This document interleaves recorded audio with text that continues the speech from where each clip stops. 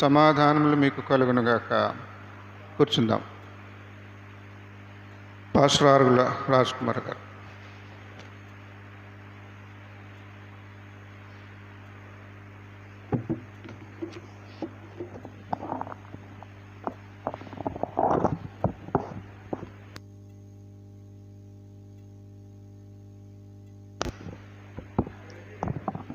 Praise the lord. ప్రభునామానికి మహిమ కలుగునుగాక. మన ప్రభును రక్షకుడైన యేసుక్రీస్తు నామమున మరి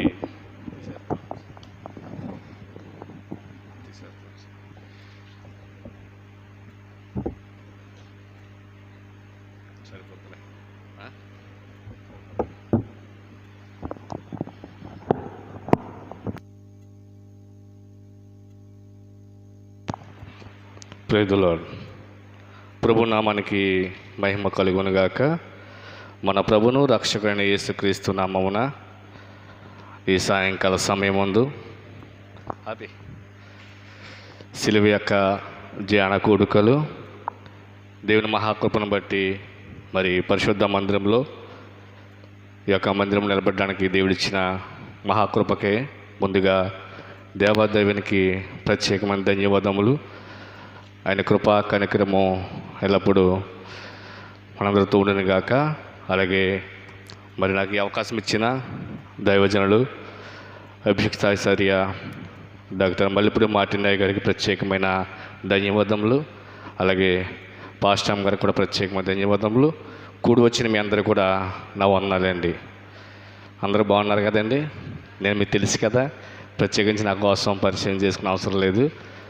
అయితే ఏదైనప్పటికీ కూడా దేవుని యొక్క శ్రేష్టమైన నామాన్ని బట్టి ఈ యొక్క శ్రమల కాల ధ్యాన ప్రార్థనలో పరిశుద్ధాత్మదేవుడు మనందరినీ కూడా ఈ విధంగా సమకూర్చినందుకు ఆయనకి మహిమ ఘనత చెల్లించుకుంటున్నాము. మరి అనేకమైన గత సంవత్సరం కూడా దేవుని యొక్క అద్భుతమైన పాఠాలు మన దైవజనులు మనకు ఇవ్వడం జరిగింది. మరి ఈ సంవత్సరం కూడా అంతకన్నా గొప్పగా ఈ పాఠాలు కూడా అమర్చడం జరిగింది. గత సంవత్సరం పాఠాలు మనకందరికీ జ్ఞాపకం ఉన్నాయి కదండి. అంశం పోయిన సంవత్సరం అయితే అంశం జ్ఞాపకం ఉంది కదా, యేసునామ అమృతం. అలాగే ఈ సంవత్సరం కూడా కొత్తగా అనుకోని విధంగా కాకుండా పరిశుద్ధ గ్రంథంలో నుండి ప్రతి ఊరు ప్రతి గ్రామాని కోసం తెలుసుకోవడానికి దైవజనులు ఈ సంవత్సరం గొప్ప అవకాశాన్ని మనందరికీ కలిగించారు. మరి ముఖ్యంగా మాకు ఇది గొప్ప తరుణం.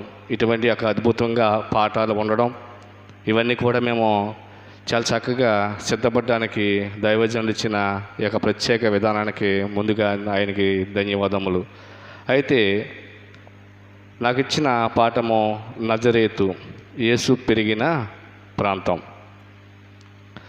దేవుని మహాకృపను బట్టి ప్రియమైన సహోదరి సహోదరులారా, ఈ ప్రాంతము గలయేలు పట్టణంలో ఒక మారుమూల గ్రామం. గలయేలు ప్రాంతంలో ఒక మారుమూల గ్రామంలో ఈ యొక్క నజరేతు అనే ఊరు ఉండడం జరిగింది.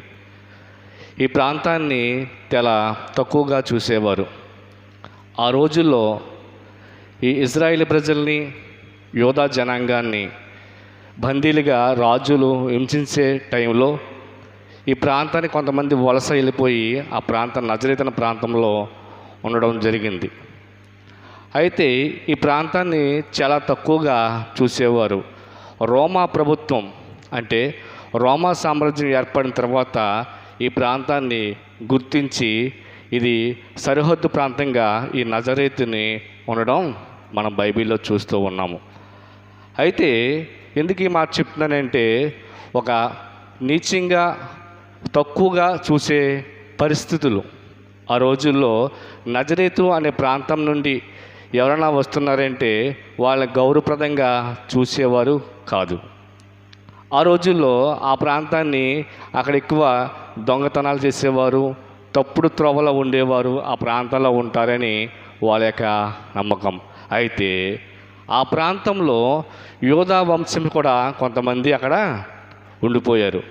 ఆ రోమా ప్రభుత్వం వాళ్ళందరూ కూడా ఆహ్వానించారు, ఏ ప్రాంతం వాళ్ళు ఆ ప్రాంతానికి వచ్చి ఉండండి అన్న సమయంలో కొంతమంది యోధా వంశీయులు ఏం చేశారంటే ఈ యొక్క ఆ రోజుల్లో పరిపాలన చేసే హేరోదు ఆ యొక్క యోధా వారిని జనాంగాన్ని పిలిపించి మరీ చంపించేవాడు. కారణం ఏంటంటే ఈ యోధా వారు దావీదు వంశస్థులు, వీళ్ళు ఎప్పటికన్నా వచ్చి నా సింహాసనాన్ని ఆక్రమించుకుంటారేమో ఉద్దేశంతో వాళ్ళని చాలామందిని చంపించే ప్రయత్నం చేసేవాడు. ఆ క్రమంలో కొంతమంది ఆ ప్రాంతాలు రాకుండా ఆ నజరేతు ప్రాంతాన్నే ఉండిపోయారు.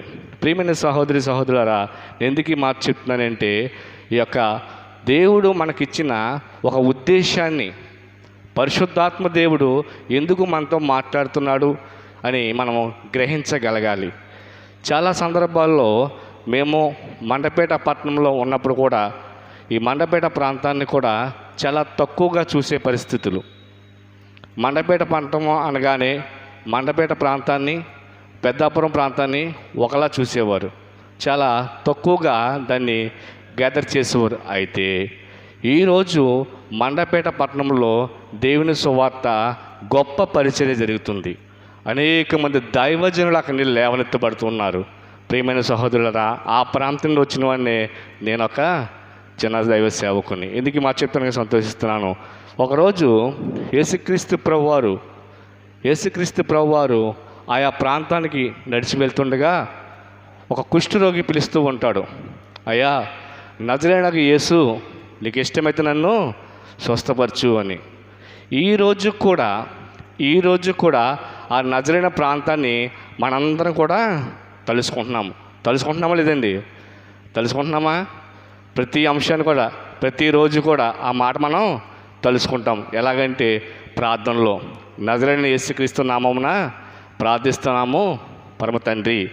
నిజమే. అయితే యేసుక్రీస్తు ప్రభువారిని ఒక వ్యక్తి కనుగొంటాడు. యేసుక్రీస్తు ప్రభువారు బాప్టిజం పొంది యోర్దాను నదిని బయటకు వస్తుంటే యోహాను గారు చెప్తుంటారు, ఇదిగో లోక పాపములు మోసుకుని పోయే దేవుని గొర్రెపిల్ల ఇతనే అని తెలియపరుస్తూ ఉంటే అక్కడ కొంతమంది శిశువులు ఆయన వెంబడిస్తూ ఉంటారు. వెంబడించినప్పుడు అందులో ఉన్న ఒక శిశువుడు వెళ్ళి ఎవరైతే పిలిపి వెళ్ళి ఒక వ్యక్తితో చెప్తూ ఉంటాడు. ఎవరైనా వ్యక్తి అంటే నతానీలు. మీకు ఐడియా ఉందండి? ఇదంతా నేను క్లుప్తంగా చెప్పుకుంటూ వెళ్ళిపోతున్నాను, ఎందుకంటే రెఫరెన్స్ చూపించి అనే సమయం మనకు సరిపోదు కాబట్టి మీకు అర్థమై ఈ రీతిలో బోధించాలని పరిశుద్ధాత్మదేవి నేను అనుకున్నాను. అయితే ఎప్పుడైతే ఈ వ్యక్తి వెళ్ళి నతానీయులతో చెప్తూ ఉంటాడు, అయ్యా ఈ నతానీయులు, నేను మెస్సీయను కనుగొన్నాను, ఒక రక్షకుణ్ణి నేను కనుగొన్నాను, మేము ఆయన చూసాము అంటే, ఎక్కడ చూశారు? ఎలాగంటే నజరేతు ప్రాంతం నుండి ఆయన వస్తున్నాడు అని ఈ ఫిలిప్పు చెప్తూ ఉంటాడు. చెప్పే సమయంలో ఆ యొక్క నతానీయులు గారు ఆయన గొప్ప ధర్మశాస్త్రంలో పాండిత్యత కలిగిన వ్యక్తి. ధర్మశాస్త్రాన్ని అవలేలగా చదివి అందులో ఉన్న ప్రవచనాలన్నీ కూడా గొప్పగా గుర్తున్న వ్యక్తి ఈ యొక్క వ్యక్తి. ఈయన అంటాడు, నజరేతు ప్రాంతం నుండి అంత గొప్పది ఏదన్నా వస్తుందా? అర్థమవుతుంది నా భాష అండి? అర్థమవుతుందమ్మా? ఏమంటారండి? ఆ ప్రాంతం నుండి ఇంత గొప్పది అంటే మనము ఆశపడేది ఏంటంటే ఒక మెస్సయ్య ఈ లోకానికి రాబోతున్నాడు, ఒక రక్షకుడు ఈ లోకానికి రాబోతున్నాడు, ఒక రాజు ఈ లోకానికి రాబోతున్నాడు. ఆయన వీళ్ళ ఊహలన్నీ ఎలా ఉంటే ఒక రాజు వంశం నుండి ఇక్కడ వస్తాడేమో, ఒక రాజుగా మన మధ్యకు వస్తాడని వీళ్ళ యొక్క ఊహలో ఉన్నది. కానీ ఈయన తను తగ్గించుకుని తనంతో ప్రాంతం నుండి వస్తున్నాడంటే ఈయన దాన్ని జీర్ణించుకోలేని పరిస్థితి. ప్రియమైన సహోదరి సహోదరులారా, ఇదే పరిస్థితిలో చాలా మనం అక్కడక్కడ చూస్తూ ఉన్నాము. నాకు తెలిసిన యొక్క ప్రాంతం నేను చెప్తూ ఉన్నాను. నేను మండపేటలో ఉన్నప్పుడు కానివ్వండి, ఈ యొక్క రాజమండ్రి పట్టణానికి అప్పుడప్పుడు వస్తుండేవాను. ఎందుకంటే మా మామగారు అయిన నా సొంత మేనమామండి ఆయన. అయితే ఆయన సిమెంట్రీపేట రాజమండ్రి. నేను ఇక్కడ వచ్చే సమయంలో ఆ రాజమండ్రి ఆ సిమెంట్రీపేట ప్రాంతం ఎలా ఉండేదంటే తాటేకిళ్ళతోటి సందులుగా ఉండేది. అక్కడ వాళ్ళ ఇష్టాసారంగా జీవిస్తూ అక్కడ అనుక్షణం వీళ్ళు ఏం చేస్తారంటే అక్కడ ఎల్లారమ్మని ఎక్కువ పూజిస్తూ ఉండేవారు. ఎల్లారమ్మని ఎక్కువ వాళ్ళు పూజిస్తూ ప్రార్థన వాళ్ళు చేస్తూ ఉండేవారు, సంబరాలు చేసుకుంటూ పూజలు చేస్తూ వారు ఉండేవారు. అయితే అందులోనే మా తాతగారి పేరు ఎల్లయ్య, మా మామగారి పేరు పెద్ద ఎల్లయ్య, అలాగే మా వదిన గారి పేరు ఎల్లారమ్మ. ఇలా అక్కడ చాలామంది పేర్లతో పిలుస్తూ ఉండేవారు. అయితే వాళ్ళందరూ కూడా విగ్రహార్థంగా ఆ గ్రామ దేవతను పూజించుకుంటూ ఆ వీధిలో సంబరాలు చేసుకుంటూ ఉన్నారు. కానీ ఆ ప్రాంతానికి ఒక గొప్ప దైవజనుడు వచ్చాడండి. ఆ ప్రాంతానికి ఒక గొప్ప దైవజనులు అక్కడికి రావడం జరిగింది. అటువంటి ఒక దేవుడంటే తెలియని వ్యక్తులు, దేవుడితో కోసం కాకుండా తన ఇష్టానుసారంగా సంబరాలు చేసుకున్న వ్యక్తుల మధ్యకి ఒక దైవ సేవకుడు వచ్చాడు. ఆ దైవ సేవకుడు అక్కడ ప్రాంతానికి వచ్చి అక్కడ పాడైపోయిన ఒక శిథిలావస్థలో ఉన్న బడిని తొలగించి అక్కడ ఒక అద్భుతమైన దేవుని మందిరాన్ని కట్టారు. దేవుని స్తోత్రం. ఒక అద్భుతమైన దేవుని మందిరాన్ని అక్కడ నిర్మించడం జరిగింది. ఈరోజు అక్కడ అనేక మంది విగ్రహారాధన చేసే వ్యక్తులు అందరూ కూడా దేవుని పట్ల విశ్వాసంతో నడిగే బిడ్డలుగా అక్కడ మార్చబడ్డారు. అర్థమైందని చెప్పింది ఎవరికనానే అర్థమైందండి. అది సిమెంటరీ పేట. ఈరోజు ఎవరైనా ఒకప్పుడు ఆ అడ్రస్ అడిగితే 3 సినిమాల సెంటరు లేకపోతే సమాధులు దొడ్డు ఉన్న స్థలము అని చెప్పేవారు. ఈరోజు మేము ఎక్కడికైనా వెళ్ళి మీరు ఎక్కడ ఉంటున్నారంటే పలానా నెల్సనయ్య గారి చర్చు ఎదురుగా ఉన్న వీధిలో, లేదా నెల్సనయ్య గారి చర్చు ఆ పక్క ఉన్న ప్రాంతంలో నివసిస్తున్నామని ఒక అడ్రస్గా మేము చెప్తున్నాం. కారణం ఏంటంటే విసర్జించబడిన దానిని ఒక అద్భుత రీతిలో మార్చగలిగేవాడే మన పరిశుద్ధాత్మ దేవుడు. ఈ యొక్క నజరేతు ప్రాంతాన్ని కూడా ఒకప్పుడు విసర్జించబడి ఉండే ప్రాంతాన్ని, కానీ ఆ ప్రాంతం నుండి ఎప్పుడు చెప్పుకోలేక ఒకవేళ మర్చిపోయి ఉన్న పరిస్థితుల్లో కూడా ప్రాంతాన్ని మరుగున పడిపోయే ప్రాంతాన్ని దేవుడిని ఒక అద్భుత రీతిలో మార్చగలిగేదా. అక్కడ ఒక రక్షకుడు అంటే యేసుప్రభు పుట్టింది అక్కడ కాదు, మరి మీరు కంగారు పడకుండా వెళ్ళండి. యేసుప్రభు పుట్టింది బెత్లెహేమ్ అనే ప్రాంతాన్ని, కానీ యేసు పెరిగింది నజరేతులోని. ప్రియమైన సహోదరి సహోదరులారా, అయితే యేసుప్రభు పుట్టిన తరువాత ఆయన ధర్మశాస్త్రం చెప్పిన ఆ మందిరము తీసుకెళ్ళి అక్కడ ధర్మశాస్త్ర నియమాలను నియమించిన తరువాత యేసుక్రీస్తు ప్రభు వారిని నజరేతు ప్రాంతానికి తీసుకురాగలిగారు. ఆ ప్రాంతంలో పరిశుద్ధాత్మ దేవుడు యేసుప్రభు వారు 30 సంవత్సరాలు వాళ్ళ మధ్య ఉన్నారండి. ఎన్ని సంవత్సరాలు ఉన్నారు అక్కడమ్మా? 30 సంవత్సరాలు వాళ్ళ మధ్య తిరుగుతూ ఉన్నాడు. అయితే యేసుక్రీస్తు ప్రభు వారు దేవుని పరిచర్య 30 సంవత్సరాలు దాటిన తర్వాత ఆయన పరిచర్య ప్రారంభించి ఆయా ప్రాంతాల్లో దేవుడు గొప్ప గొప్ప కార్యాలు చేస్తూ ఉన్నారు. ఆయన బాప్టిజం పొందిన తర్వాత ఆయా ప్రాంతాల్లో దేవుని పరిచర్య చేస్తూ గొప్ప గొప్ప కార్యాలు చేస్తూ ఉన్నారు. ఎటువంటి కార్యాలు చేస్తున్నారు అంటే మనం చదవం కదా వాక్యంలోని, ఎటువంటి కార్యాలు చేస్తున్నారంటే ఆయన గుడ్డువారికి చూపు కలిగిస్తున్నారు, కుంటువారిని రక్షిస్తున్నారు, బాధల్లో ఉన్నవారిని వాళ్ళకి హోరట కలిగిస్తున్నారు. అయితే ఇక్కడ జరిగింది ఏంటంటే యేసుక్రీస్తు ప్రభువారు శనివారం అంటే సబ్బత్ దినాన అనుకోకుండా నజరేతు అనే ప్రాంతానికి వచ్చి అలవాటు చెప్పిన, అంటే ఈయన 30 సంవత్సరాలు ఆ నజరేతులో పెరిగారు కదండి. ఈయన ప్రతి వారము మందిరానికి వెళ్ళి అలవాటు, ఆ యొక్క సమాజ మందిరానికి వెళ్ళి అలవాటు చెప్పున ఈయన ఏం చేశారంటే ఆ రోజు కూడా సమాజ మందిరంలో వెళ్ళి నిలబడి ఉన్నారు. ఉన్న సమయానికి ఆ యొక్క ప్రధాన యాజకులు ఆ పెద్దలు వచ్చి ఆయనకు ఒక గ్రంథాన్ని ఇచ్చి దాన్ని చదవమన్నారు. ఏంటో గ్రంథం అంటే యెషయా గ్రంథము. అర్థమవుతుందా? యెషయా గ్రంథాన్ని ఇచ్చి చదవమన్నారు. ఆయన ఆ యెషయా ప్రవచనాత్మ గ్రంథాన్ని చదువుతూ ఉన్నప్పుడు ఆయన మాట్లాడే మాట, ఆయన బోధించే విధానం అని చూసి వీళ్ళందరూ ఆశ్చర్యపోతున్నారు. ఎందుకంటే ఆ రోజుల్లో ఏ మాటలు ఇదే ప్రవచనాన్ని యోహాను గారు చెప్పమంటే యోహాను గారు భయంకరంగా చెప్పేవారు. మీరు రక్షణ బాప్టిజం తీసిపోతే మీరు నాశనం అయిపోతారని ఆయన గద్దించి ఈ మాటలనే భయంకరంగా, అంటే ఆయన చెప్పే మాటకు ఎదడోడు అడిలిపోయి ఇది జరుగుతుంది నేను రక్షణలో దిగాలన్న ఉద్దేశంతో ఆయన భయంకరంగా ఈ మాటలు బోధిస్తూ ఉండేవారు. కానీ ఏ మాటలను యేసుక్రీస్తు ప్రభువారు చాలా ప్రశాంతంగా వాళ్ళ మనసుకి హత్తుకునే విధంగా ఆయన మాట్లాడుతూ ఉన్నారు. అయితే ఈ మాటలు ఆలకించిన అక్కడున్న పెద్దలు కానీ శాస్త్రులు కానీ ఆయన అడుగుతూ ఉన్నారు, ఎవరు వ్యక్తి ఇంత గొప్పగా ఈ యొక్క దేవుని మాటలు చెప్తూ ఉన్నాడే, ఈ ప్రవచనాత్మక వాక్యాలు ఇంత స్పష్టంగా మనకు అర్థమయ్యే రీతిలో బోధిస్తున్నాడే, ఎవరు ఈ వ్యక్తి అని వీళ్ళు ఎంక్వైరీ చేసుకుంటే అప్పుడు వాళ్ళకి తెలిసింది ఏంటంటే, ఇతను ఒక వడ్రంగి వాడు కుమారుడు, యేసోబు అనే వడ్రంగి వాడు కుమారుడు. ఈ యొక్క యేసు అనే వ్యక్తిది మన ప్రాంతమే, మన నజరేయన ఈ ప్రాంతంలో మనతో ఉన్నవాడే. ఇప్పుడు వాళ్ళ ఆలోచన ఎలా మారిందంటే, మన మధ్యనే పెరిగి మనతో ఉన్నవాడు ఎంత గొప్పగా ప్రవచనం చెప్తున్నాడా అంటే, ఈ ప్రవచనం చెప్పేవాడు ఈయన మాట బట్టి చూస్తే ఇతనే మెస్సియా అని మనం అర్థం చేసుకోవాలా అని వాళ్ళలో అసూయ కలిగింది. ఎందుకంటే తన ముందు పెరిగిన వ్యక్తి, తనతో తిరిగిన వ్యక్తి అంత గొప్పగా ఉండడం వాళ్ళకి సహించలేదు. వాళ్ళతో ఉన్నవారే బంధువులే, ఆ యేసుక్రీస్తు ప్రభు అనుచరులే, చుట్టూ ఉన్నవారే చుట్టాలే, బంధువులే, వాళ్ళ పక్కపక్క ఉన్నవారే. ఈయనంటే ఎవరో తెలిసిన వ్యక్తులు కూడా ఈయన మీద అసూయ కలిగింది. నిజమే, ఇది ఆ రోజుల్లోనే కాదు, ఈ రోజుల్లో కూడా ఇదే పరిస్థితి కొనసాగుతుంది. ఎవరైనా ఒక వ్యక్తి మంచిగా ఉంటే వార్చలేని పరిస్థితులు.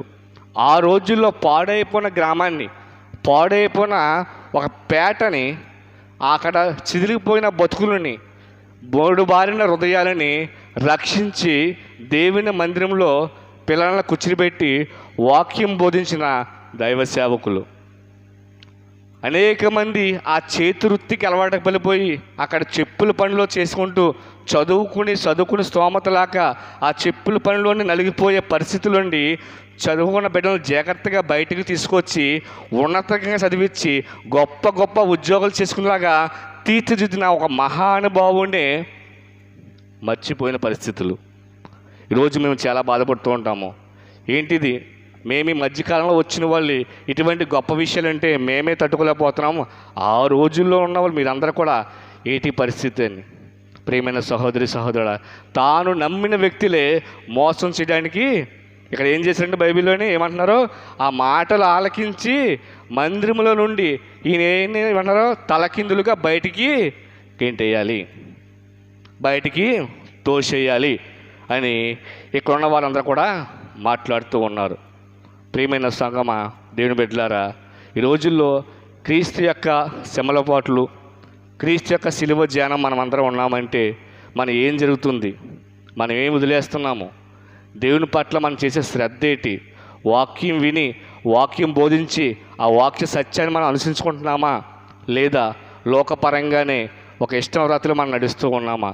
ఈ లోకానికి యేసుక్రీస్తు ప్రభువు రావడం గల కారణం మరణించడానికే, అవునండి కదంటారా అని చెప్తున్న బైబిల్లో. గత ఆదివారం మనం వాక్యం విన్నాము. పేతురు ఏమంటారు, యేసుప్రభువు అంటారు, ఇదిగో నేను త్వరలోనే ప్రధాన అర్చకుల చేత శాస్త్రుల చేత నేను మరణం పొందబోతున్నాను అని చెప్తే పేతురు ఏమంటారండి, అయ్యో బాబోయ్ నువ్వు సత్తాకు వీలేదు, నీ ప్రాణానికి నా ప్రాణం వడ్డేస్తానని అన్నాడండి. దైవజనులు చెప్పారు, జ్ఞాపకం ఉందా? నా ప్రాణానికి నీ ప్రాణం వడ్డేస్తాను అని చెప్తే దేవుడు అంటాడు, సాతానా నువ్వు పక్కనుండు, నీ లోకానికి నేను వచ్చింది మరణించడానికి, అది కూడా సిలువ మరణం. ఎందుకంటే రోమా ప్రభుత్వంలో ఆ రోజుల్లో ఎవరైనా భయంకరంగా తప్పు చేస్తే, ఎవరైనా సరే ఆ ప్రభుత్వానికి వ్యతిరేకంగా నడుచుకుంటే మరణశిక్ష విధించేవారు. అది కూడా అనేకమైన శిక్షలు ఉండేవి. తప్పు చేసిన ఎక్కువ తప్పు చేస్తే రాళ్లతో కొట్టి చంపేసేవారు.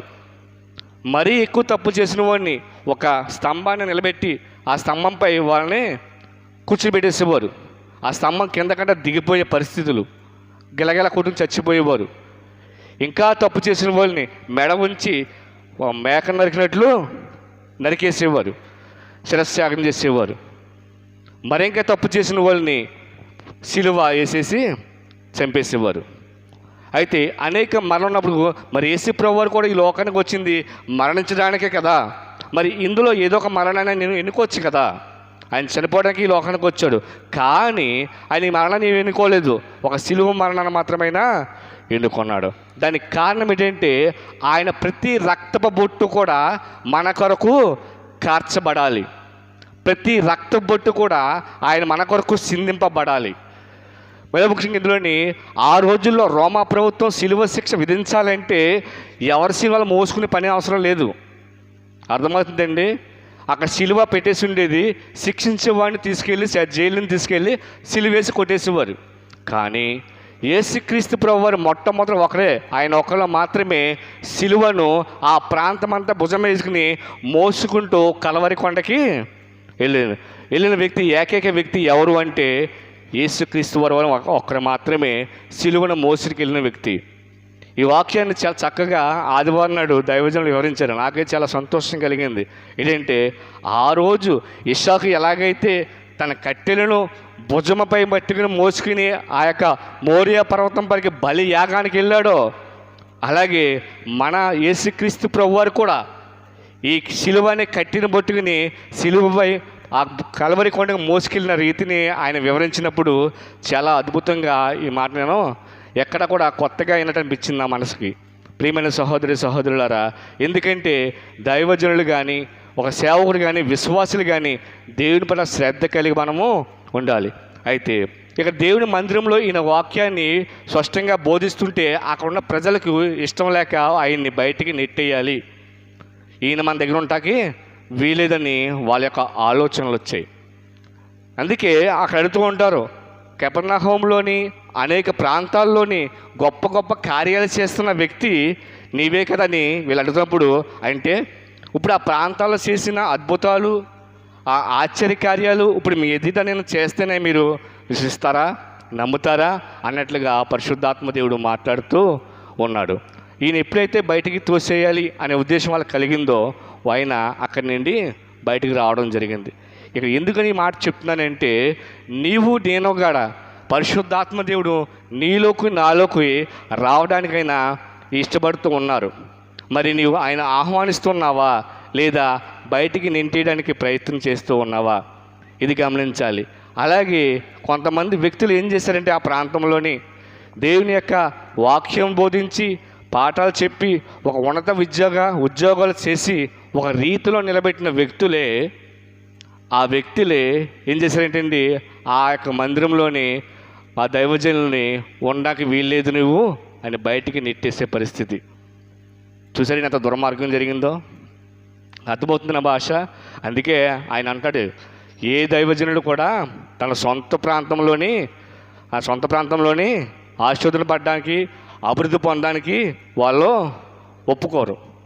అందుకే ఎలీషా గారి కోసం మనకైనా ఉదాహరణ తెలియపరచరు. ఈ పాఠాలన్నీ కూడా మన ముందు నుండి మనం ఆలకిస్తూనే ఉన్నాం. ప్రియమైన దేవుని సంగమా, మరి అంతటా భయంకరంగా వాళ్ళు తయారైన పరిస్థితి. కానీ ఈరోజు కూడా ఎప్పుడైతే అక్కడ ఆ మనిషి ఉన్నంతకాలము ఆ విలువ ఎవరికి తెలియలేదు. ఆ దైవజనుడు ఆ మందిరంలో ఉన్నంతకాలము ఆ విలువ ఎవరికి తెలియలేదు. అయ్యా మాకు ఆపద వచ్చింది, మాకు ఒంట్లో బాగలేదు, మాకు ఆరోగ్యాలు బాగాలంటే ఆయన చేతికి ఎముకలేట్లుగా ఇస్తూనే ఉండేవారు. అయితే ఈరోజు కూడా అక్కడ ఆయన లోటు ఎప్పుడు కనపడుతుంది. ఆయన ఉన్న సమయంలో ఆయనకి వ్యతిరేకంగా ఉన్న వ్యక్తులు చాలామంది కూడా అయ్యో మేము తప్పు చేసామా, మేము పొరపాటు చేసామా అని కొంతమంది వ్యక్తులు దేవుని పట్ల విశ్వసించి ఆయన పక్కకి రావడం జరిగింది. ఇది నేను వాస్తవం చెప్తున్నాను, కథ మాత్రం చెప్పట్లేదు. ఎందుకంటే ఇది జరిగిన వాస్తవము. ఎందుకంటే అటువంటి దైవజనులు మా మార్టిన్ అయ్యగారి పాస్టర్ గారు, మనందరి పాస్టర్ గారికి జరిగిన విషయాన్ని నేను వివరిస్తూ ఉన్నాను. ప్రియమైన దేవుని సంగమా, అక్కడ జరిగిన పరిస్థితి ఎలా అయిపోతుందంటే ఈరోజు దేవుని వాక్యము అందించుకోవడానికి ఒకప్పుడు శ్రమల కాలం వచ్చిందంటే, లేంటి సీజన్ వచ్చిందంటే ఆ ప్రాంతం అంతా కూడా ఒక పండగగా ఉండేది. ఆ ప్రాంతం అంతా కూడా ఒక పండగగా, అయ్యో మేము పాటలు పాడడానికి మాకు అవకాశం ఉంది, మేము వాక్యం చెప్పడానికి మాకు అవకాశం ఉందని ప్రతిదీ ఒక ప్రణాళిక తయారు చేసి అక్కడ ముందు పరిచేవారు. కానీ ఈరోజు అక్కడ ఎవరు వాక్యం చదవాలా, ఎవరు పాట పాడాలా, ఎవరు మాట్లాడాలా, ఎవరు నిలబడాలా అన్న ప్రణాళిక కూడా లేకుండా పోయింది. అయ్యో, మా మార్టిన్ పాస్టర్ గారు ఉంటే మాకు ఇలా ఉండేదా అనే ఒక విషయాన్ని అక్కడ గుర్తు చేయగలుగుతుంది. అంటే ఇది నేను మనస్ఫూర్తిగా చెప్తున్నాను. ప్రియమైన సంగమా, ఎందుకు మాట చెప్తున్నానంటే యేసుక్రీస్తు ప్రభువారు చుట్టూ ఉన్న ప్రజలే, వాళ్ళు నమ్మిన వ్యక్తులే ఆయనను త్రోసివేయడం జరిగింది. అయితే ఇప్పుడు మనలో మాట్లాడే విషయం అంటే ఎప్పుడైతే యేసుక్రీస్తు ప్రభువారిని వీళ్ళు నెట్టారో, అయితే దేవుని యొక్క ఉద్దేశం కానీ పరిశుద్ధాత్మ యొక్క ప్రణాళిక మనం జాగ్రత్తగా జ్ఞాపకం చేసుకోవాలి. మరి నెట్టిన మాత్రాన ఆ ప్రాంతం పోయిందండి, ఆ ప్రాంతం పేరు అయిపోయిందా? యేసుక్రీస్తు ప్రభు ఎక్కడ పరిచర్య చేస్తే ఎక్కడ ఉదాహరణకి ఒక ప్రాంతంలో దేవుడు నడిచి వెళ్తూ ఉంటాడు. కెపర్నహూము ప్రాంతం నుండి గలీల వేరే ప్రాంతం నడిచి వెళ్తుంటే ఒక దెయ్యాలు పట్టిన మనిషి, దెయ్యాలు ఆవరించిన ఒక వ్యక్తి ఏమని పిలుస్తాడండి? దేవుని ఏమని పిలుస్తాడండి? చెప్పాలా? ఏమని పిలుస్తాడు? నజరేయుడగు యేసు, నజరేయుడగు యేసు, నీకు మాతో ఏం పని అయ్యా? మేము దెయ్యాలు, నువ్వు దేవుడు, మాకు నీకు పని ఏంటి? నీ పని నువ్వు చూసుకొని వెళ్ళిపోవయ్యా అని దెయ్యాలే ఆయన ఊరి పేరు పెట్టి స్పష్టంగా పిలుస్తూ ఉన్నాయి. ఎందుకంటే దెయ్యాలు కూడా ఆయనకి భయపడేవి. అలాగే ఒక విధవరాలు కుమారుడు చనిపోయాడు, తనకి వేరే ఆస్కారం లేదు, బ్రతికి విధానం లేదు, చనిపోయిన పరిస్థితి. ఆ బిడ్డను పాడి మీద మోసుకెళ్తూ ఉంటారు. ఎందుకయ్యా ఈమె ఏడుతుందంటే ఇది పరిస్థితి అని చెప్తే ఆయన పాడిని ముట్టగానే లేచి నిలబడగానే అక్కడ ఉన్న వారందరూ కూడా నజరేయుడగు యేసు అంటేనా ఆ ప్రాంతంలో వచ్చాడంటని ఆయన గొప్పగా చెప్పుకుంటున్నారు. ప్రియమైన దేవుని సంగమా, దేవుని బిడ్డలారా, మరి దేవుని యొక్క సందేశాన్ని, దేవుని యొక్క వాక్యాన్ని మనం ఏ విధంగా ఆలకిస్తున్నాము? ఈ యొక్క సిలువ ధ్యాన రోజుల్లో వాటిని మనం గ్రహించుకుంటున్నామా, వదిలేస్తున్నామా? చాలామంది తన యొక్క ఇష్టమైన ఆశలను, ఇష్టమైన కోరికలను ఈ రోజుల్లో త్యాగం చేస్తూ ఉంటారు సిలువ ధ్యాన రోజుల్లో. కానీ మరలా ఈ యొక్క ఈస్టర్ పండుగ అయిన తర్వాత వాళ్ళ స్థితి మరలా మామూలు పరిస్థితికి వస్తుంది. అలాగే ఒక రోజు అంటే అండి, ఒక అమ్మాయి ఉందంటే అండి, ఆ అమ్మాయికి దెయ్యం పట్టుకుందంట, గాలి పట్టుకొని ఇంట్లో డ్యాన్స్ చేసేస్తుందంటే అండి. అలా కొన్ని రోజులుగా ఆమె భయంకర పరిస్థితి ఉంటే ఆ తల్లిదండ్రులు చుట్టుపక్కల కూడా తీసుకొచ్చి ఆ దగ్గరలో దేవుని మందిరం ఉంటే ఆ పాస్టర్ గారు తీసుకొచ్చి, అయ్యా పాస్టర్ గారు, ఈ బిడ్డ దెయ్యం పట్టుకుని డ్యాన్స్ కడేస్తుంది, దయచేసి ప్రార్థన చేసి ఈ బిడ్డని రక్షించండి అంటే ఆ యొక్క దైవ సేవకులు, ఆ పాస్టర్ గారు ఆ బిడ్డను ప్రార్థన చేసి తైలంతో అభిషేకించి ఇంటికి పంపించారంటే. అప్పటికి ఆ బిడ్డలో ఉన్న దెయ్యాన్ని వదిలించి ఇంటికి పంపించారు. తర్వాత కొద్ది రోజుల తర్వాత మరలా ఈ పిల్లల్ని తీసుకొచ్చారు. అయ్యా మళ్ళా దెయ్యం పట్టుకుంది, మళ్ళీ డ్యాన్స్ కడేస్తుందండి అని. ఇదేటమ్మా, మొన్నే కదా చాలా బాగుందన్నారు, దెయ్యం వదిలేసింది అన్నారు కదా, మరలా ఎందుకు తీసుకొచ్చారంటే మరలా దెయ్యం పట్టుకుందని. అప్పుడు ఆ బిడ్డను ఆ దైవశాఖ నిలబెట్టి మరలా ప్రార్థన చేసి, ఎందుకు నీవు ఈ బిడ్డను పీడిస్తుంటున్నావు, ఎందుకు నీ బిడ్డని వదలట్లేదు అని అడిగితే ఆ లోపల దెయ్యం అందంట, అయ్యా మీ ప్రార్థన చేసిన క్షణాన్నే నేను వదిలేసి వెళ్ళిపోయాను, కానీ ఈ బిడ్డ మాత్రం నన్ను వదులుతలేదు అన్నాను. అర్థమైందండి? మీ ప్రార్థన చేయగానే ఈ యొక్క బిడ్డని నేను వదిలేసి వెళ్ళిపోయాను, కానీ ఈ యొక్క అమ్మాయి నన్ను మాత్రం వదులుతలేదు అన్నాను. పాస్టర్ గారికి మాట అర్థం కాలేదు. ఇదేంటి నిన్ను వదలపోవడం ఏంటి అంటే, ఆమె వేసుకున్న సొగరం నాదే అనండి దెయ్యం. ఆమె వేసుకున్న సొగరము నాదే, ఆ సొగరం వేసుకుని నాకులాగా జడవుకుంటూ నడుపుతుందండి, అందుకే నేను వచ్చేస్తున్నాను అంది. ఈ రోజుల్లో మనం కూడా అదే పరిస్థితులు ఉన్నాము. దేవుని దగ్గరికి వచ్చి దేవునితో ఒడంబడిక చేసుకుని, ఒక నిబంధన చేసుకుని, ఆయనతో సన్నిహితం కలిగి ప్రార్థన చేసుకుని దేవునితో సహవాసం గడపాలి అనుకుంటున్నాము. కానీ ఈ 40 రోజులు అయిపోయిన తర్వాత మరలా మన స్థితి యథావిధిగానే కొనసాగుతూ జరుగుతుంది. అట్టు కాకుండా దేవుని యొక్క పరిశుద్ధాత్మ కృపను మనం పొందుకుంటూ ఆ శిలువ మరణంపై ప్రతి రక్తపు బొట్టు నా కొరకే, మనందరి కొరకే కుమ్మరించాలని విశ్వాసం కలిగి మనమందరం కూడా ఈ మందిరంలో ఈ యొక్క రోజు కూర్చోడానికి దేవుడు మనకి కృప చూపించాడు. ఈ మందిరంలో కూర్చున్న మీ అందరిపై కూడా పరిశుద్ధాత్మ అభిషేకించబడుతుంది, పరిశుద్ధాత్మ కృపను కుమ్మరించబడుతుంది. ప్రియమైన సహోదరులారా, నేను ముగిస్తూ ఉన్నాను. మరి దేవుని యొక్క ఈ యొక్క సిలువ జనకు ఆశలోని సిలువ యొక్క విలువను మనం తెలుసుకున్నట్లుగా ఎలాంటి దేవుని యొక్క ఉద్దేశాన్ని ముందు మనం కనిపెట్టాలి. దేవుడు మనతో మాట్లాడుతున్నా లేదా, దేవుడు మనతో ఏ విధంగా మాట్లాడుతున్నాడు, దేవుడు మనతో ఏ విధంగా మనకు చెప్తున్నాడు అని గ్రహించగలగాలి. దేవుడు మనతో మాట్లాడతాడండి. ఎంతమంది జ్ఞాపకం ఉంది? ఎంతమంది గుర్తిస్తారు దేవుడు నాతో మాట్లాడుతున్నాడు? చెప్పాలి, పర్లేదు, తప్పైనా పర్లేదు, రేట్ అయినా పర్లేదు. ఎంతమంది గుర్తించగలం? ఎలా గుర్తించున్నాం మనం? చెప్పాలి, పర్లేదు. ఎందుకంటే దేవుడైన పరిశుద్ధాత్మ దేవుడు బైబిల్ ద్వారా అనుక్షణం నీతోటి నాతోటి మాట్లాడుతూ ఉంటాడు. ఎప్పుడైతే బైబిల్ ఓపెన్ చేసావో నీ చదువు వచ్చినా రాకపోయినా బైబిల్ నీతో మాట్లాడుతూ ఉంటుంది. నమ్ముల వల్ల దేవుని స్తోత్రం చెప్పండి. అలాగే దేవుని యొక్క ఉద్దేశం ఏంటి? దైవజనులతో కూడా మనతో దేవుడు మాట్లాడుతూ ఉంటాడు. అలాగే దేవుడు నీ ప్రార్థన ద్వారా ఆలకించి దాన్ని నీకు ప్రచురిస్తుంటారు. అటువంటి కృపను నీవు నేను పొందుకోవాలి. అందుచేత ఈరోజు కూడా, ఈ క్షణాన్ని కూడా నజరేయుడైన యేసుక్రీస్తు నామాన్ని మనం మర్చిపోలేదు. నజరేయుడైన ఊరిని కూడా మనం మర్చిపోలేదు. యేసుక్రీస్తు పెరిగిన ప్రాంతాన్ని ఎంత హీనంగా చూసిన ఆ రోజుల్లో, కానీ ఈ రోజుల్లో అంతే ఘనంగా ఘనపరుస్తూ ఉన్నాము. దేవుని యొక్క మహాకృపను బట్టి దేవుడి కొద్ది మాటలు దీవించబడిన గాక. ఆమేన్.